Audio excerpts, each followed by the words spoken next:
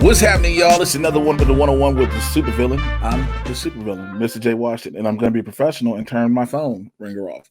Y'all already know what this is for the members of the squad. And for the newer members, these are the people who support me at the $25 tier. And we sit down for about 30 to 45 minutes. Used to be an hour, but they all realize Jay's busy. And I never wanted to stop doing these because I love doing these. Started them last year, just a little backstory. And in the midst of the whole panorama we were in and we're still in, you would watch the evolution of people's lives and even through the election and et cetera, et cetera. And I'm coming back around with a lot of the people. And so I always like talking to her every time we get a chance to, and all the way from Pennsylvania. What's happening, JoLene? Hey, not much, not much. You know, How's life? eh, eh, you know, could be worse. This is very, Could be a very lot true. worse. So This is I'm very lucky true. to have a job and to have a home to live in. Mm-hmm. So I mean, I think that's the biggest things. Like, yeah, people are still struggling under the eviction moratorium or whatever and trying to find places and move. I know everybody knows my struggle of moving. And it's just, work. It's funny because 2 days ago, my supervisor from my security gig, my nightclub gig, texted me, was like, yo, what's up? But I was like, nothing. It was like, so just checking in with everybody, seeing everybody doing. I was like, okay. It was like, well, I think the nightclub might be opening back up in a couple of weeks. And I just, in the back of my head, I was like, I knew it. Because the way everything was going, I was like, it's happening. So he was like, I'm trying to see if you're trying to go back to work. And I was like, yes and no, because yes, I need the checks. No, I'm technically making more on my unemployment than I was at work. yeah. So it's My, like, that was happening with my mom with her Weight Watchers. So yeah, it's like, but the crazy part is with every place, if your job asks you to come back and you say no, you can be taken off unemployment. mhm. And so I'm like, how do I pull this off? I was like, yeah, just give me a moment. I'm gonna sit there and say, yeah, I've been sick. Just start lying and shit just to drag this out. But enough about me, yeah. So what else is going on in life you want to talk about? uh, I'm feeling the effects of the testosterone blockers, so that's good. That's okay. Get It's rid a of good them. thing. So just the usual, just like getting frustrated with video games I'm playing, frustrated with wrestling, obviously. Uh, Mixed feelings about because we're both big comic book fans, obviously. So I Mm-hmm. got like the mixed feelings on like the MCU stuff in general. But like that's just because like the more I think about the past stuff, the more I'm like, well, yes, a lot of it does not make sense. But also, this is stuff that is ostensibly intended for children that adults also enjoy. Like comic books at their Yes. heart are children's media. Like I think specifically we Marvel forget and that. DC. We forget that at the end of the day. Because the majority of us that love these movies and TV shows loved them as kids. Yeah. And so Like because we that's grew up with it, we're yeah. like, why is it not this way? Like my problem and like I guess the older I get because when I was younger I'm like especially in the teens I want it to be edgier more like graphic. Now that older I get I'm like why can't it like doesn't have to be edgy. That didn't really help much. Like I've seen plenty of edgy movies, and I don't know if they're better for like. Obviously, my feelings on the Snyder stuff. Mhm. Like I'm like, no, this didn't work for me. Other people enjoy it, but I'm like, all right, but there's 80 years of history of these characters, so that like the world people generally know how they do act, and like Superman does not Batman, Superman, Wonder Woman, even mostly do not murder people. But there'll always be somebody that goes, well, in this particular issue right here, Yeah, what I you're know. forgetting, and you're like, okay, Yeah, like I think we've had this thing, but like people took the wrong message from Watchmen. man, did they? Like, y'all got the wrong. And it's crazy. The people who took the wrong message are the ones who are like really backwards in society in general. And it's like you clearly don't understand. Well, Yeah, because Alan Moore is a crazy dude in the woods now. We get it, but And like it's even funny because Snyder made the Watchmen movie, and I'm like, this doesn't. Oh well, it all Yeah. adds up. It all adds up. And that's the only reason he got, Superman, and because he did 300. And I, for all intents and purposes, I like 300. I like the story. Same. It was fun. It's a fun movie. I like the story. So he got Watchmen, and I was like, but I wasn't a fan of the graphic novel. I had never read it, so I didn't understand. Mm-hmm. You know what I'm saying? I didn't get it. But then you give him Man of Steel, and I hear why he gets it, so he could eventually get Batman because he doesn't like the character. That's, for those watching, I'm not going to go on that whole rant about it. But then it's just like some people just don't get the characters. They're always because I even know a showrunner for one of the TV shows who literally is like, comic book fans are stupid, so we can do whatever we want. And it's like, you're a showrunner of a comic book show. Calm down. Like, yo, you need that fan base more than anything. Before you get the, oh my God, he's so cute in his suit or without his shirt. Before you get that fan base, you are going to have the comic book fans first and foremost. Yeah. And when you ostracize them, it's like. Well, and like, I guess the way they're looking at it is like, specifically for the box office, the comic book fans are not the majority of the box office that they're getting. They're shooting for. So, but like, it's weird. It's just like, all right, I'm gonna tell a movie about Jesus, but he's gonna be a serial killer. Like what? like there's a established history, but like I don't care. Jesus is. So like it's. And like I remember, you've had the conversation multiple times about like what you would do going forward is avoid the Trinity, and I'm like, I don't know how you do that. I can understand why you want to do that but I also know why they wouldn't because they make the money. But like some other podcasts I listen to, comic book podcasts, they always talk about like if they were to reset the DC universe, they would go back and like make sure that entire universe is centered around Superman. He is like basically the heart and soul of the DC universe. Well, it changed. And I get it. They changed it though. If you really look at it, it was supposed to be Superman. Then you brought in Affleck to make it seem like it was that. But then in Batman v Superman, Gal Gadot became such a star out of it. You were like, who do we revolve this around now? Yeah. And like what this because he's also a comic book writer, but like his idea is like I get it, but like also I enjoy the justice. Like his idea is like in the comics, Superman for a long time was the first superhero, like the first costume superhero. Like there was Mystery Men before them that they talked about, but like he was the first in the public eye. And like then I'm like, but DC and comics in general are confusing because you have like, well, the Justice Society was in World War II, and then the shifting scale of timeline of when Superman debuted versus like, well, all right, now he debuted later on because he was inspired. But like, I'm like, I don't know how it works because comics are convoluted, obviously. I think the problem is we start again as we get older.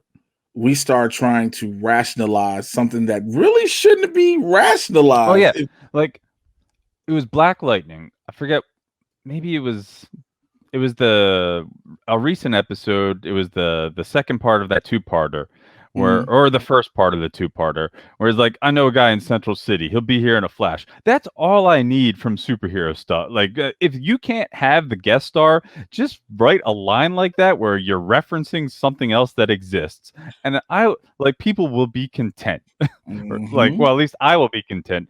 Other fans possibly, but you never know. Well, you had to now because again, for the first couple of years, Black Lightning lived outside of that whole world. Yeah. So nothing was Gotham, Central City, Metropolis, etc., etc.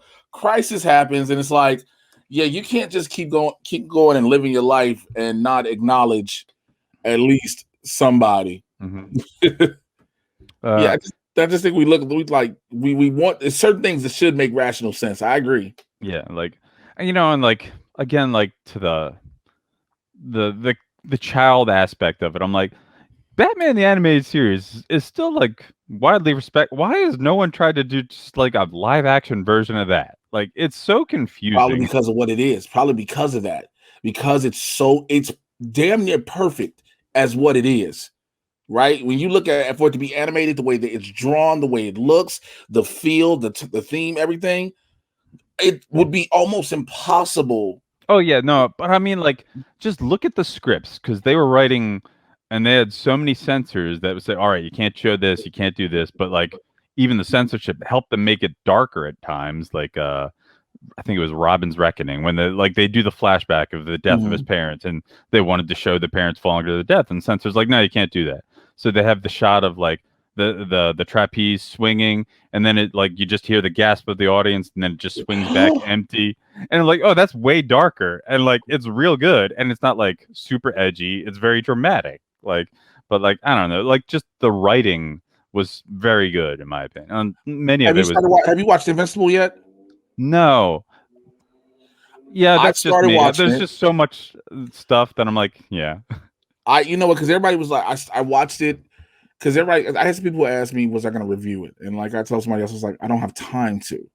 So I started watching it, and I was like, oh shit, this is wild. Like I Yeah. didn't know how graphic and how violent it was. Yeah, And again, for me, it's I go know a ahead. little bit about it, only like and the art looks gorgeous, from the Yeah, the comic art's and the phenomenal. And that's the thing, like I said, I never knew about it, but for me, it's also I kind of like the fact that I never knew anything about it because I went in blind. So everything amazing that happens is like from some things are from directly from the comics, and people like, oh, you haven't seen anything yet. So I'm like, oh shit, I like those things. And again, there's so much comic book content out nowadays where there's always been comic books and different companies, but now the translation from the pages to screen now has just been in. oh yeah. If Marvel and DC don't pop as far as movie studios per se, this never happens. Yeah, of course. You know what I'm saying? Like I don't think you had we had a Spawn movie before. Remember how everybody felt about that? Yeah, But if I saw it in theaters. I never did I read a see comic of Spawn, but I did I definitely see saw. Spawn in theaters? I don't think I did. I probably didn't, thank God. I mean, there was the '80s Dolph Lundgren Punisher movie. Like that This is was like I know of it, but I'm like, well, he kills people. That's what he does. Oh, if you want to get terrible, there's a Spider-Man movie. The Spider-Man suit is horrible, but then there are like 3 Captain America movies that are just abysmal. I love them. I specifically love the one with Bill Mummy. I forget which one it is, but like I love the costume in it because like all right, that's straight out of the page. He's got cuff boots and everything, and that's what Oh, I want. I mean, But they and went. like I thought Red Skull looked cool. I'm sure like granted, I watched him when I was young, like maybe teenagers, and I'm like, like this is fine. But then there's the other ones with the helmets. I'm like, nah, I'm not. I don't need to watch them. I watched it. I remember when the first Avenger was about to debut in theaters. I'll never forget. Sci-Fi played them all, and I was still with my daughter's mom at the time, and I made her sit down. I said, "Hey, you want to watch something with me?" She couldn't get past the first one. She was like, "I can't do this. I can't do Yeah, this." I was like, "I know it's cheesy as all hell. I yeah, get no, it." I know. I'm pretty sure I've seen like the Roger Corman Fantastic Four. I've seen, which I don't even know if they ever released that at the time. I know it was just made to keep the rights. Uh, Hmm. the Doctor Strange TV movie. I know I've seen.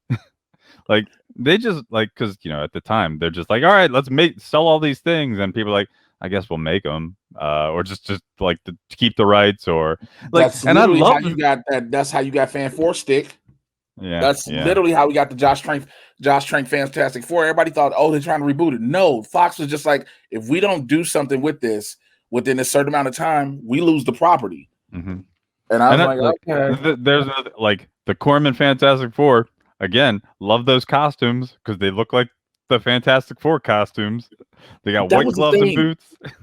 That was the thing, though. Back in the day, like when we say comic book accurate, like, excuse me, those were comic book Oh accurate. yeah, Like those were directly like, oh, somebody was like, wait, I need to make a circle here. Hold on. I need a little indentation. Now you get them. Whereas if it's in the real, that's the one thing I do like about them now, where I get the comic book accuracy, but they try to make it as if this was in real life I and for hate it. functionality. I really dislike that because no matter what, it's still not in real life. because we don't have an Iron Man in real life. We don't have all of these we don't have the Darkhold in real life and like a battle of witches in the I'm sky. pretty sure we do. With a bunch of cold shit out here, the Okay. Darkhold is out here somewhere. But like and like this is one of the things they did it in season 1 of Arrow. They did it in the first X-Men movie where they make fun of the source material. It just annoys me to no end. Like, what were you expecting? Yellow spandex? And every fan's like, yeah, that's what we wanted. Or when Malcolm Merlin suggests the name Green Arrow and Oliver Queen says, "Nah, that's stupid." Then 3 seasons later, he calls. Okay, I'm so glad somebody else brings that because I was like, nobody remembers in season 1 before they called him the Hood. Merlin was like the Green Arrow, and then we like, oh, so we just not credit Malcolm Merlin for his name is what we're gonna do. Okay, It's so dumb. Like I, I'm like stuff like how like just don't insult the fans like that. Like, the fans like this stuff. Like, it's just uh well, I think because I remember Luke Cage did it in season 2 when they talked about how he got his abilities. And after he breaks out of Seagate, he literally has the shirt, the crown that says, I look dumb. And it or the last season of Jessica Jones when well, I hate most of that show. Season 1, great. Season 2 and 3 should never have existed. But Trish, we can have a Patsy whole Walker. discussion about that when she pulls out the jewel costume for her. Oh yeah, I mean that was funny, but it fit Jess. But Trish or Patsy Walker, one of my favorite characters in the comics, just because she's a fun-loving person that wants to fight crime. She puts on a comic-accurate Hellcat costume. It looks great, and then she's like, "Nah." I'm like, "Oh my god." Oh, I'll just wrap this scarf around me and pull a hood up, and then I'll go murder people. Like, oh, fuck this show. So here was my so I knew that I found out the themes they were doing for Jessica Jones: shitty relationship, shitty family, shitty friendship. It's I so was like, dumb. okay, I guess. Season 2, I knew was going to be unique because every director was going to be a woman. So I said, okay, I had to tell myself everything I'm going to be watching is from a woman's perspective, no matter what is shot. But then the shit started getting heavy handed and bad. I was Yeah, like, it was yo. it was not good. Like your mom, like, first off, they do this whole investigation into who her mom is, which, granted, coming from the comic book experience, does not matter. And this is going to get to another follow up point later on. But then, like, the mom's a serial killer. Then Patsy also ends up being a murderer, which leads her to becoming basically a serial killer in season 3. I'm like, all right. And it's just basically like the theme of Jessica Jones as a series is don't be friends with Jessica Jones because you're either going to die, get the shit beat out of it, or you become a murderer. Well, only person I think got out of that somewhat unscathed was Malcolm. Yeah, Was the he was like, only I person. mean, he became a scumbag for a while, but like he was better off than where he started. Yes, because the neighbors, one of the neighbors died because she killed the brother, got killed, and then the sister who end up playing on the boys, she goes crazy. I was like, this is too much. Because at first I just was like, oh, so I'm just gonna get Jessica and Luke fucking the whole season 2, and they were like, no, Luke's got his own show. I was like, oh, this is. And so, what I said is my follow up point. I Are there any parents superhero parents that matter? Name one parent of superhero that matters that we need to focus on. Like Stargirl is all I can think of. Her stepdad definitely matters because he plays a regular part, and her Yeah, mom is Pat still Madden. alive. But like Yeah, Batman parents, they're dead. It doesn't matter. We don't never need to talk about them or see them again. Tony Like, Stark's father dead. yeah, well, in the movies, not in the comics, that's a In the whole weird comics, thing. Howard is still alive. Yeah. Yeah, but like when they're a villain, that's fine. But like otherwise, if they like Superman, other than Jonathan, Martha, like, and even then, you could kill them off, and the story's still Well, fine. because supposedly is the supposed thing is the parents. It's a tragedy befalls the parents. Why they want to again? Parents are parental figures. Yeah, but Because it's again, lazy. Uncle Ben from Spider Man, Yeah, it's like lazy though. it, Like it's been so long that like, I mean, n- uh, Sony, Tom Holland, Spider Man, Aunt May, sure, she's great, but that's like, but like, if you could start telling me stories about 90-year-old Aunt May, I'm like, she could just die, she could pass away, it's not gonna matter. That's why I agree. I agree. Them using Marissa Tomei made a whole lot more sense because this way Aunt May can have a life. Yeah, like it's way more interesting. Like when like, but like Billy Batson's parents, in the comics, like traditionally, did not matter. Like they passed away, like they were killed long ago. Like for the most part, like the parents have very little impact on most superheroes' lives. Like, and also the follow up thing is, I don't care about most, or like, don't tell, you don't need to tell me or show me for the most part why someone is as good as they are. You could just like, it's like, oh, like just show them being cool, and like, all right, let's move forward, and just like, we don't need to go into the whole history of like how Catwoman learned everything she needed to do to just like be fighting Batman or getting by. I think you need some of it. I think you need some because you have to show you can't. I get what you're saying. I don't Yeah. think we need every single thing they've learned. I Yeah. think you need some of it to understand, okay, they trained somehow, some way, they did these things. But like when it goes on and on, you're like, oh, Yeah. you're foreshadowing every single thing that's about to happen later in this Yeah. movie. And like, yes, agree, but mostly with lesser known characters. But if it's like Batman, we don't need to see him training. We Oh, know, we know. especially if he's been Batman already. Yeah, like we know we every there's been how many movies in the past few years? People know what Batman's deal is. Captain America, he got an injection. That, and like he's a real good person that got an injection.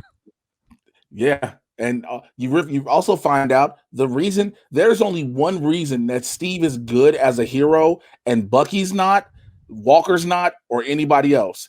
One thing: Vita rays. That's it. Think about it. That's the one thing no one else has had. Everybody keeps being like, "We're trying to figure out Erskine's formula." You did. You just forgot the one element Yeah, that nobody's putting them in the giant machine. a giant machine and dosing them with Vita rays. That's the only thing. Think about it. If you do that, Bucky probably is not the Winter Soldier, or he's Well, even more dangerous. and I think what they're going with is just the idea of what Erskine said is, it just makes you more of you. Yeah, of Like, course. I mean, because what are your thoughts on like, Falcon we Winter don't Soldier? know if Red Skull was in the machine or not. No, I know whatever Red Skull was, clearly whatever it did, he was that test subject that people talk that burned out his skull. Like, Yeah, because that's that's what true. clearly what it did to him. It burned like for that story. It's dope to say what happened. Well, we gave this shit to another dude, and well, his whole face Yeah, burned off. Like yeah. what? That, like, and again, like, I enjoy MCU. There's so much I'm just like saddened by that we're never gonna have with it. Like what? Like, well, like Red Skull again. We're never getting him back because like they wrote that, and then like Endgame, more frustration. I'm like, all right, cool, Red Skull cameo. Oh, he's just talking to people that have no idea who this guy is. So But it's just like, I think and the they don't problem is even what can we do mention with him? him, What huh? can we do with him? Well, Like, like, well, the problem is that if Chris Evans haven't left, there's a lot you can do with him. Like, you can have him be secretly running for president, and like, if Steve Rogers is still alive. but you can't. It would you can't technically because remember the reason he's where he is on Volmir is for touching the stone, the Well, Tesseract.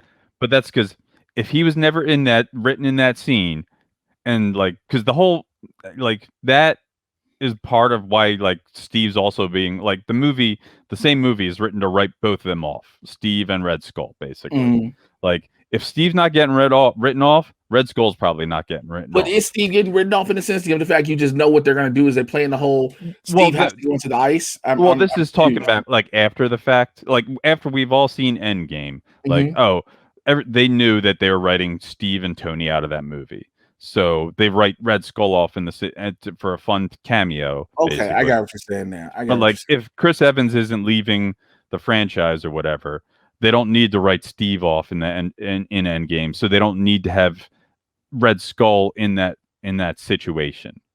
You know? Yeah, I kind of get it. I get where you're coming from. I guess for me, the thought process is the way the character is stuck on Vormir, where he can never leave.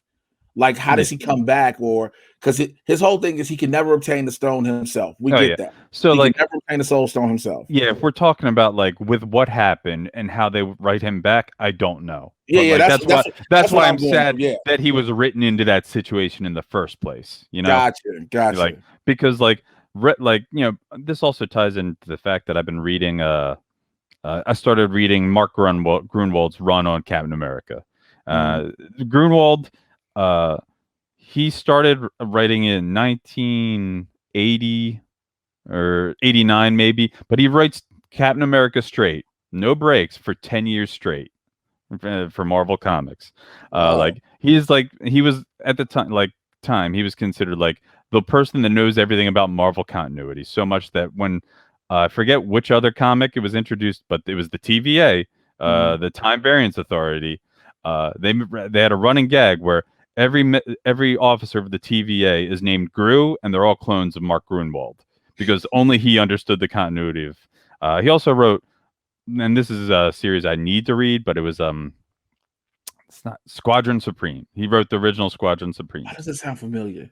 Um, I don't know. I can't answer that for you. No, I've heard of it But before. they're like one of many comics that are sort of a parody of Justice League. But like when he wrote them, like he created them. Like it's Hyperion. Um, there's like an Amazon lady, but it's Princess Power, I think. But like it's basically analogs of Justice League, and they're like their aim in Yeah, the Night comic. Hyperion, Nightheart. Yeah, Power Princess, the Wizard. Yeah. Like they want to make the world better. They want to use all their powers to make the world better. And then like it goes into how they go about it the wrong way and basically become like the totalitarians or whatever. But like I think he had cancer while he was writing it. And like in his will, he wanted to be cremated and his ashes spread in the ink for the final issue. And he died during all that. And like if you own one of the first edition copies of the last issue of Squadron Supreme, you own a little piece of Mark Grunwald because they followed through. So Yeah, like goddamn disturbing. it's dark but like neat and kind of fun because like he loved the comics so much that he wanted to be forever a part of them. So like Damn. that's touching and dark. But yeah, like I'm only like so far in, but it's like in the couple issues I've read. Like it's Steve was, this was when he was an artist for an advertising agency, and Mhm. like it was funny because I would laugh because I'm like, Steve, you quit this advertising job because you couldn't make the time demands with your drawing, but then you decide you want to be a comic book artist, and then he gets a job for Marvel Comics drawing the Captain America comic. But I'm like, like you, Steve, how are you gonna make those time demands? All right, comics in the '80s. And then how do you afford to live in Brooklyn is the other funny thing. But at the same time, it's like the In the introduction 80s, of it was dirt yeah. cheap to live in Brooklyn. That's fair. That's fair. I didn't know. I wasn't alive. So Yeah. um but 80s, but yeah. It like was like dirt cheap to live in Brooklyn. That's why when everybody you hear people complain about prices in places now, it's because oh everybody was yeah. like, back in the day, I could fucking live here. And Yeah. But then I like question the pace, like if how much you were making as a comic book artist in the yeah. 80s. But like it doesn't matter because it's a story for children. But like in the same issue, it's the introduction of the Serpent Society, where Sidewinder like invites all the snake themed villains to meet up, and it's so funny because like they've got like this hotel room and they're all showing up in costume. He's like, feel free to enjoy the full buffet if you like, and then he starts talking about like, look, you know why the heroes are doing so great?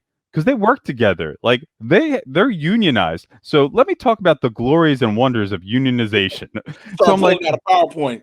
So here's why we should come together. The Serpent yeah. Society.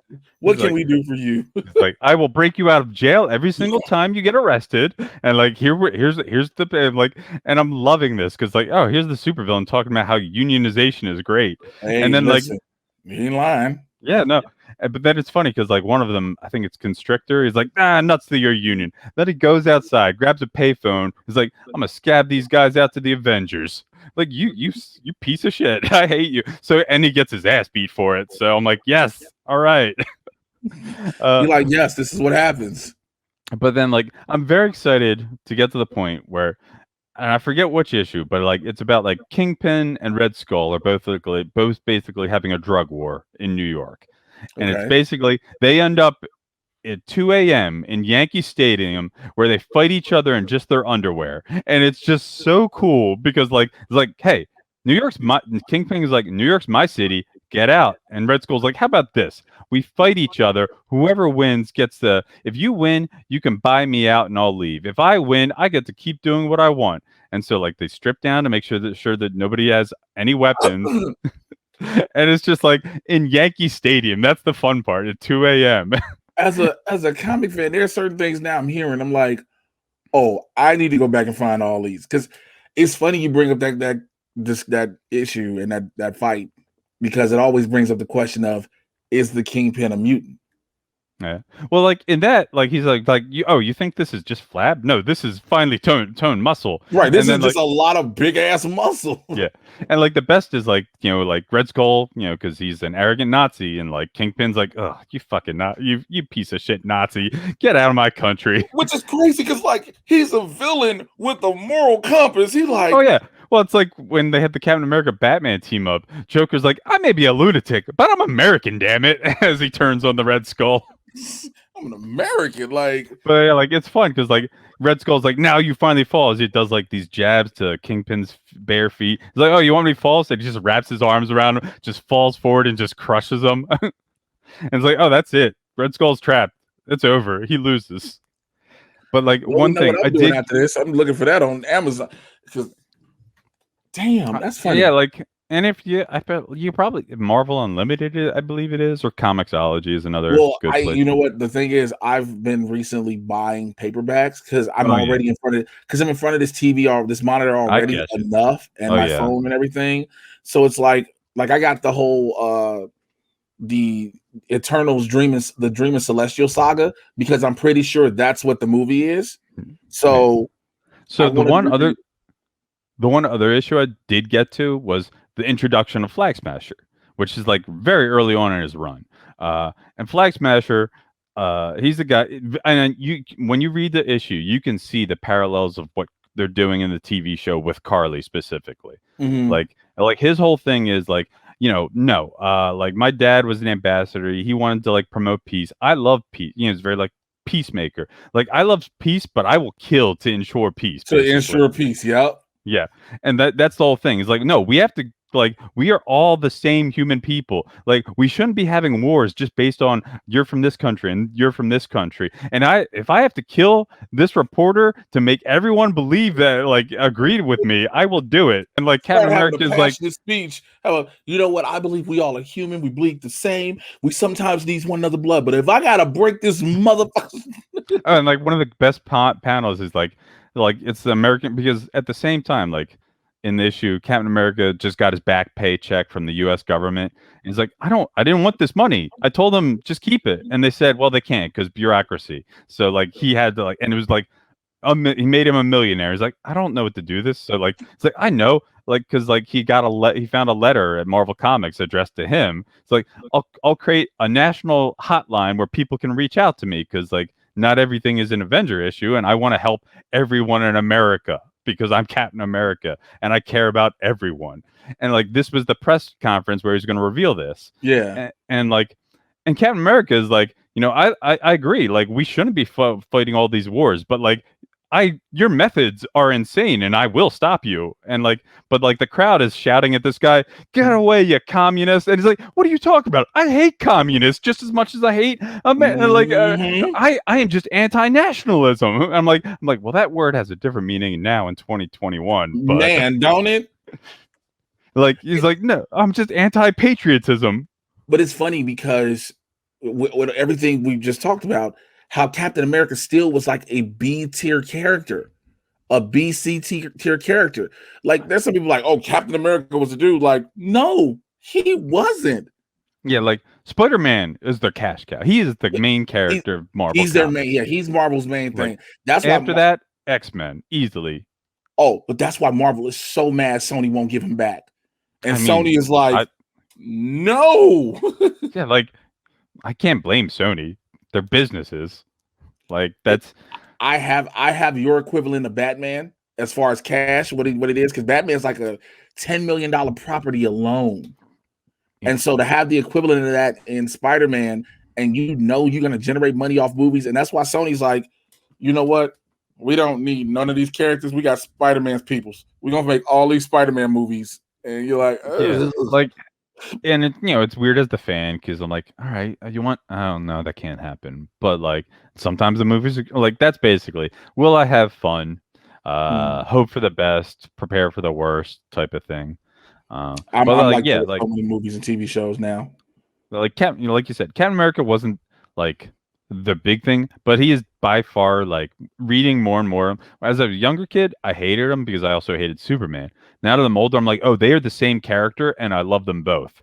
They just want everyone to be better, and they will like do whatever they can to without like breaking their moral code to save the day. Which is crazy when you think about it, because if you look at everything of Superman, even just knowing who he is, Superman can kill anybody he wants at a moment's notice, but yet he chooses to be the the beacon of hope and peace. Superman Hmm. could kill everybody and nobody could stop it. By the time it happened and somebody tried to stop him, it'd be way too late. Yeah, and like he just had like great upbringing. That's his story. Like that's why like Red Sun. It was like, well, also I don't like Red Sun, but like, yeah, like that's the thing. Like he was raised in by the best couple that you could possibly have raised him. Mhm. The Like most he's like, the most purest of heart couple that could ever possibly get a child, an yeah, orphan child, yeah, and raise him. not by a dad that said, well, maybe you should have let those kids die. Like what? No.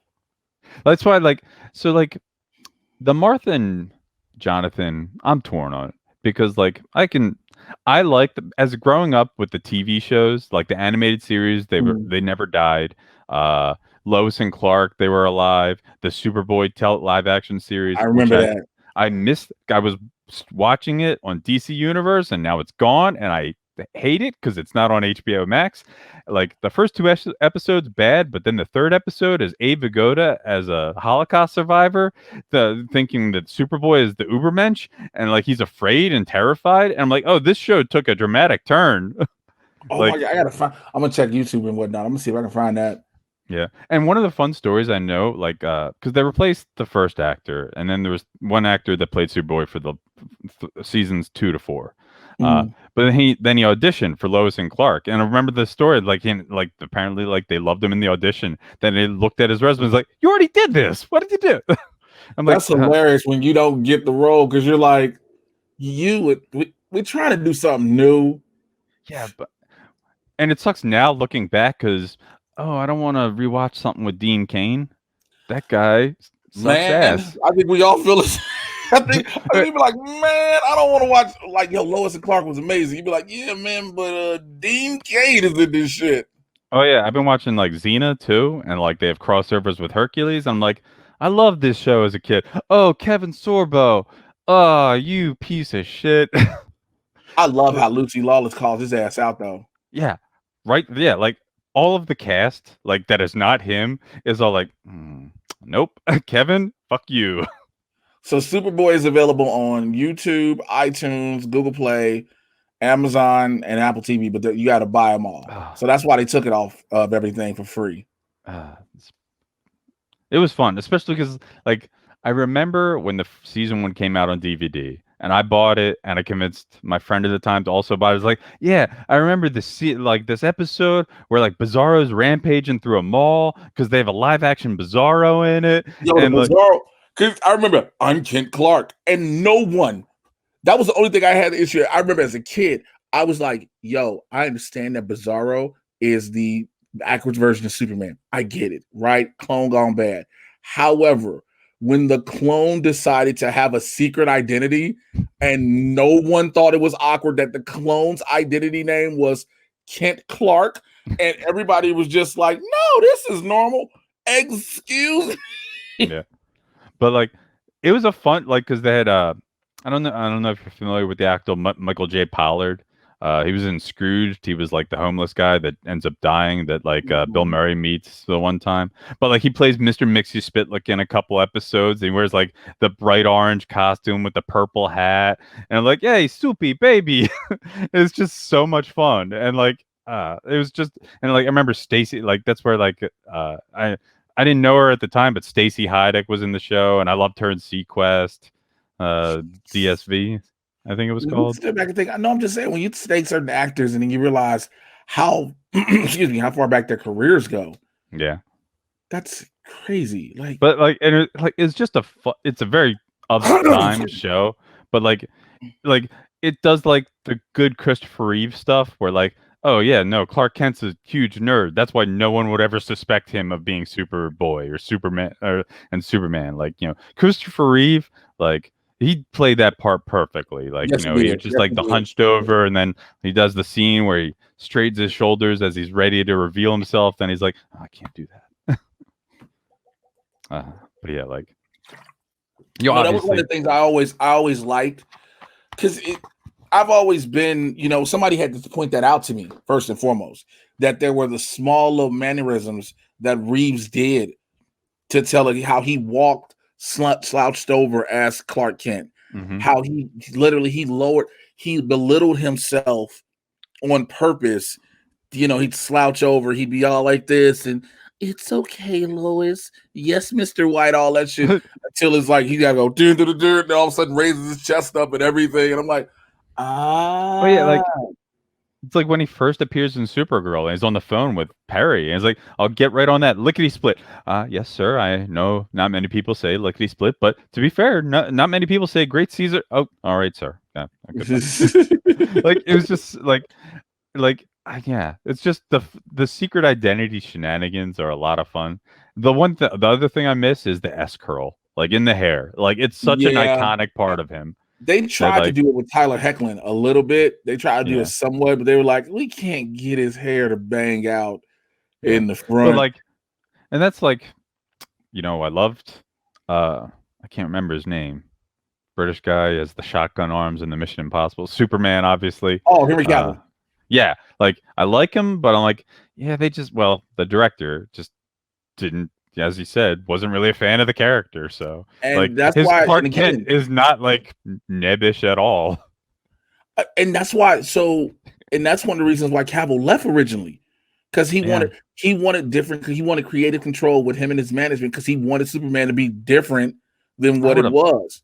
I would love to see his ideas and version, but well, they're trying to separate everything completely. We might get what he does. We're gonna see his fun version of Superman in Shazam, because he signed on Okay. for Uh, cameos. Okay. Like he signed on for cameos. So a lot of people are like, oh well, Cavill's still there. He's not signed on for a movie. He's only signed on because again, he is loving The Witcher. He is not going any. That show is very fun. He loves It's he loves The yeah. Witcher. That's like the modern day Xena type TV Yeah, show. I've I heard. love it. I haven't watched it, but he loves that. He loves doing that. So everybody's like, oh, he would come back. Like you don't get it. He is loving doing this. He is loving this. But listen, before we get ready to get out of here, I know Hmm. normally you are rocking somebody's t-shirt. Uh-huh. It's true. Who's it this month?